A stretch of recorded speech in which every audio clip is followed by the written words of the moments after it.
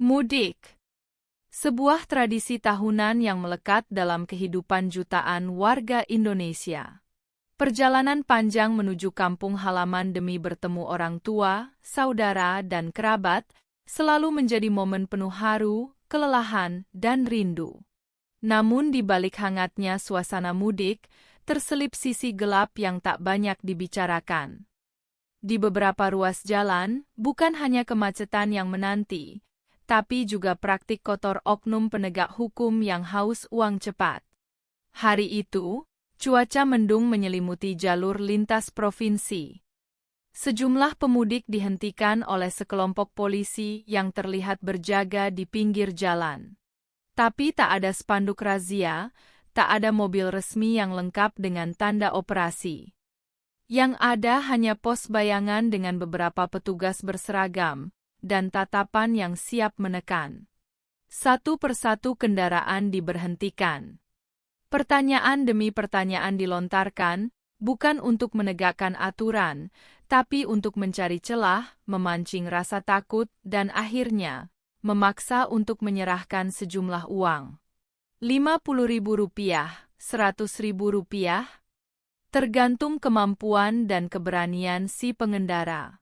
Di antara deretan mobil itu, melaju sebuah sedan hitam. Tenang, bersih, tapi tanpa stiker dinas atau plat khusus. Mobil itu melambat, diberhentikan. Sopirnya, pria berpenampilan biasa, mengenakan kemeja santai dan celana jeans. Tak ada yang menyangka ia bukan orang sembarangan. Namanya, Kompol Aditya.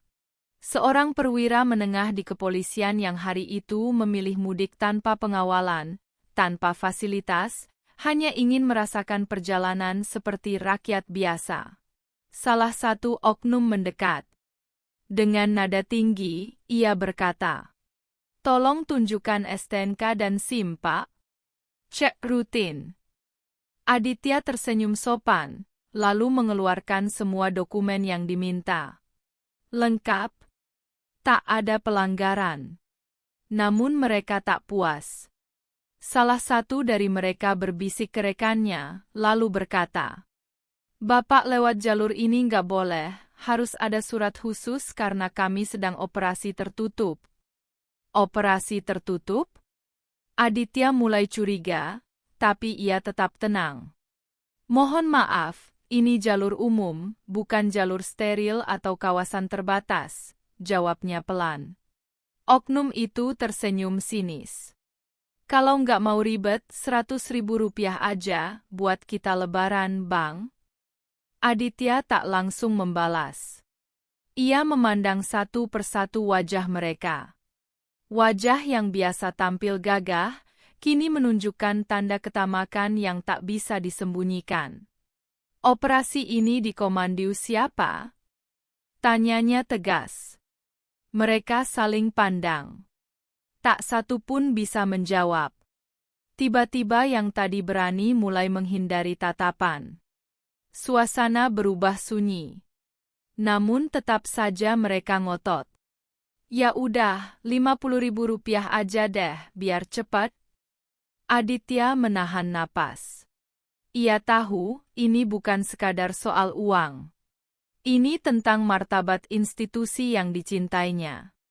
Perlahan, Aditya membuka dompetnya. Bukan untuk mengambil uang, tapi untuk mengeluarkan sebuah kartu identitas resmi bertuliskan Komisaris Polisi, Divisi Propam. Ia menunjukkan itu, lalu berkata tenang, "Saya Kompol Aditya. Dari Divisi Profesi dan Pengamanan. Kalian tahu itu artinya apa?" Semua membeku. Yang tadi sok kuasa, kini tak sanggup berkata. Beberapa mundur perlahan, yang lain hanya menunduk. Detik itu juga, wajah-wajah mereka berubah pucat. Seolah mereka baru menyadari, mereka sedang menggali kubur sendiri. Mereka panik. Salah satu dari mereka mencoba berdalih. "Maaf Pak, kami juga manusia. Butuh uang tambahan buat anak istri, buat lebaran." Kami terpaksa. Tapi bagi Aditya, alasan itu bukan pembenaran. Justru itulah cerminan dari kerusakan sistemik yang perlu dibenahi. Tanpa emosi, ia menghubungi tim provos untuk segera datang ke lokasi. Sebagai seorang perwira, ia tahu, diam adalah bentuk pengkhianatan terhadap tanggung jawab. Mobil patroli datang dengan cepat. Tim provos turun, langsung mengamankan tempat kejadian. Bukti-bukti dikumpulkan. Nama-nama dicatat. Para pengendara lain menjadi saksi langsung dari pengungkapan ini. Mereka melihat bahwa hukum masih punya taring.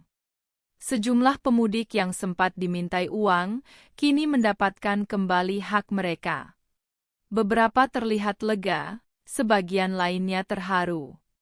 Seorang ibu bahkan meneteskan air mata sambil berkata, "Saya pikir kami rakyat kecil selalu kalah, ternyata masih ada polisi seperti Bapak." Aditya hanya tersenyum. Bukan karena bangga, tapi karena keyakinannya terhadap keadilan kembali menyala. Kisah ini menyebar luas. Di lingkungan kepolisian, nama Kompol Aditya menjadi perbincangan. Sebagian memujinya, sebagian merasa tersindir. Namun satu hal pasti, ia menjadi simbol keberanian dalam sistem yang terkadang terlalu nyaman dengan kelonggaran. Kita hidup di zaman di mana kejujuran dianggap langka. Namun sesungguhnya, kebenaran hanya butuh satu orang untuk berdiri, agar yang lain ikut berdiri. Aditya bukan superhero. Ia bukan pencitra. Ia hanya satu orang biasa yang menolak tunduk pada budaya diam. Dan mungkin, itulah yang paling dibutuhkan hari ini. Karena setiap perubahan besar, selalu dimulai dari keberanian satu orang untuk mengatakan, "Cukup sudah." Cerita dalam video ini adalah fiksi semata yang dibuat untuk tujuan hiburan dan edukasi. Jika terdapat kesamaan nama, tempat, atau kejadian, itu murni kebetulan dan tidak dimaksudkan untuk menyinggung pihak manapun.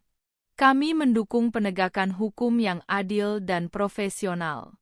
Jika kamu suka cerita seperti ini, jangan lupa untuk klik like, subscribe, dan aktifkan lonceng notifikasi, agar kamu nggak ketinggalan video inspiratif lainnya dari kami. Dukungan kamu berarti banget untuk perkembangan channel ini. Tulis juga pendapatmu di kolom komentar. Kita bahas bareng. Terima kasih sudah menonton sampai akhir. Ingat, perubahan besar selalu dimulai dari langkah kecil, termasuk keberanian untuk berkata tidak pada ketidakadilan. Sampai jumpa di video berikutnya.